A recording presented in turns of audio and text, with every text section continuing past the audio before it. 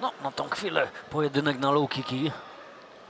Tak, widzimy tutaj Nikos bardzo ładnie pracuje tym lewym prostym.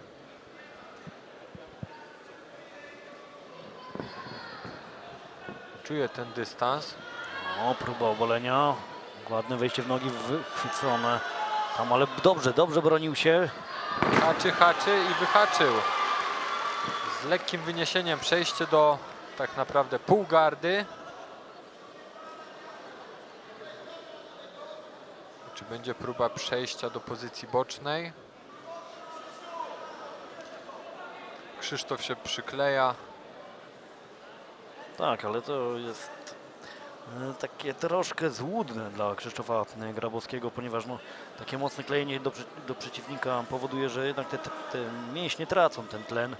Łatwo się spompować. Poza tym tak z tej pozycji się nie ucieknie.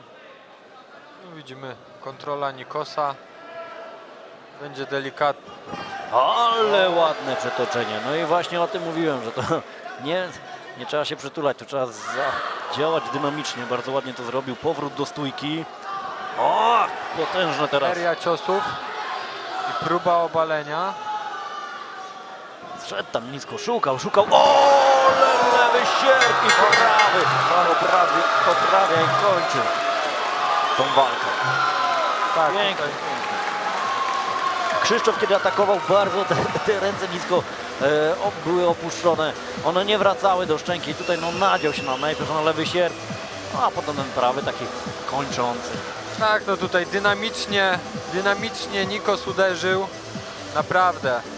Tak jak mówiłeś, Krzysztof idąc do przodu opuszczał te ręce, chciał iść na wymianę bijatyka. Ale powtórka, lewy prosty. No i tutaj tempo widzimy, sędzia zainterweniował. Ten prawy tak naprawdę nie był już potrzebny. Nie, Sędzia i tak by przerwał tą walkę, ponieważ no tutaj bezwładnie zawodnik poleciał do przodu. piękne uderzenie. Tak naprawdę Siafakas widzimy wyprowadził z całego ciała ten lewy sierpowy. Czysto na szczękę. Przenieśmy się do oktagonu.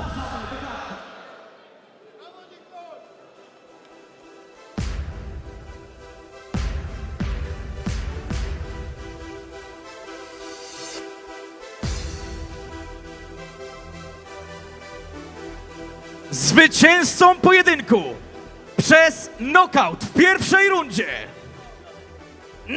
Nikos Siafakas!